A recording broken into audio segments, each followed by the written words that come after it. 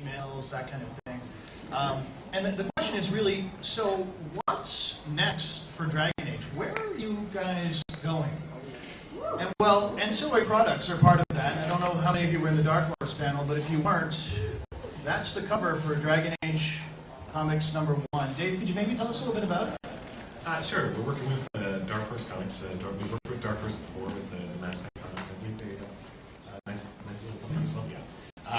So we have a relationship with them. They're awesome. They're fans. And the idea got floated that maybe we should have a Dragon Age comic that maybe has some relevance to the fans and some weight behind it as to the lore and the characters that are presented.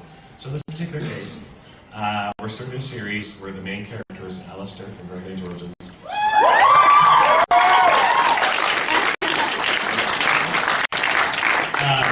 Teaming up with Varric and Isabella from Dragon Age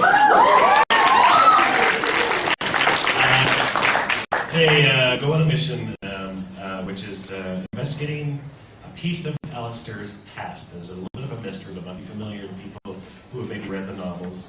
And they're going to Antiva, which is a place that we always wanted to explore. And searching for a Witch of the Wilds, which is one of Clement's daughters. So, for fans of the series, I think that has I'm not going to I'm not going to spoil exactly what comes of that, but like I said earlier, if you're going to do something like that, why not make it something that's going to add to the breadth of the lore? And and I'm writing it.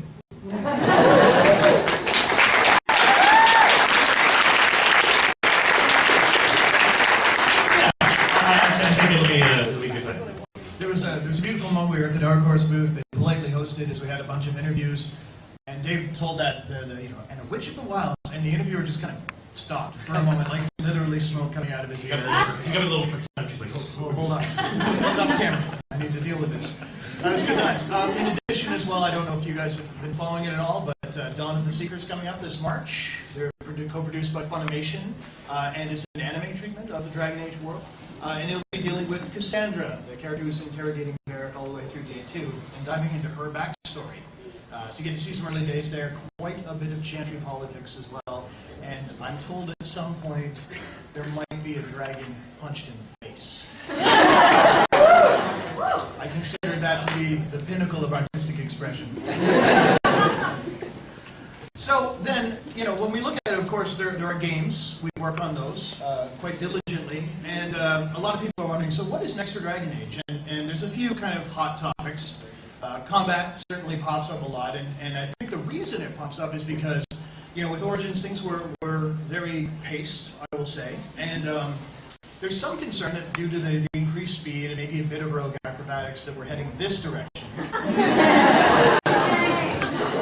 and I'm here to tell you that's an extrapolation from only 2 points of data. Where we're heading is much more like this. So I want you to have a plan, and I want you to be able to execute on it quickly, Lombardi style. Preparation is going to be absolutely key. And you're going to want to have your party built, you're going to want to have your abilities picked, you're going to want to have a strategy going in. You're going to want to make sure you're worried about positioning. Expect this to take a much, much stronger part of future Dragon Age titles. Where am I on the battlefield? It's not just going to be a square anymore. Look for elevation, look for choke points, look for strategic advantages. And teamwork. Party is not going away. This is, to my mind, kind of quintessential to the Dragon Age experience. So having your group work together is going to be absolutely important. In fact, even further than the cross-class combos we introduced in DA2. I just like that image. It pretty much defines how combat should look in my mind. There should be small birds. It's very joking. It's called Elven Cruelty. I love that. Anyway. Some other people as well have asked questions about scope. I mean, obviously, with Dragon Age Origins, we had a pretty big game, and we have an even bigger map. But, that's a pretty big chunk of country. And then, you could argue DA2 took place in a somewhat smaller environment. And again, it's a more personal story. But I know what people are looking for. And just to give you a bit of a teaser, in the future, we could do this. People would be expecting this. But I'm thinking this.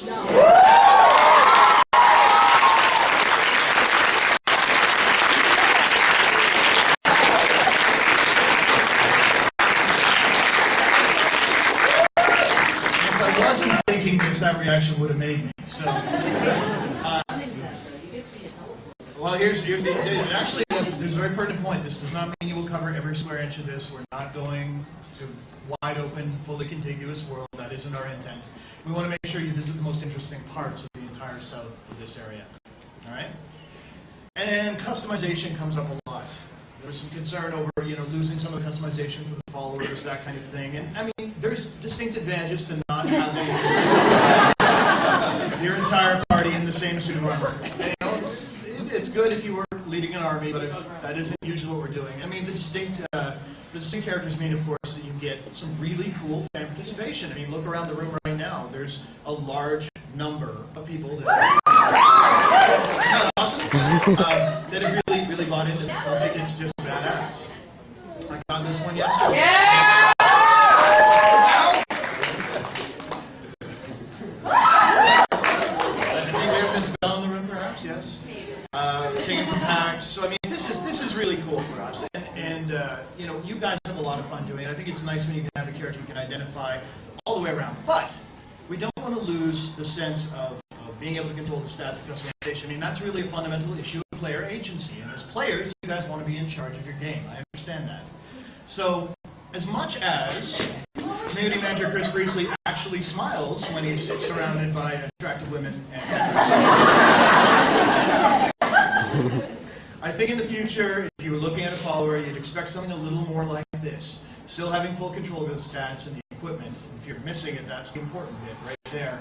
But also them having their own unique looks, something you can hang your hat on. Probably more than one. That's our long-term plan. So a nice balance, I think, between having awesome cosplay. Come on, a round of applause for the cosplay.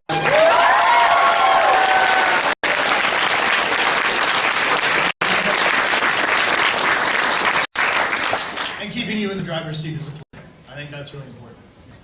And then here's the biggie, consequence. I made a choice what's going to happen as a result. So I can't get into the details, of course, it would be a massive spoiler town, but in the future we kind of have a running rule in the same way that, when we talk about combat these days, as much as pushing a button sometimes makes an awesome thing happen, we more tend to think about encounters, not fights. That's kind of been our watchword.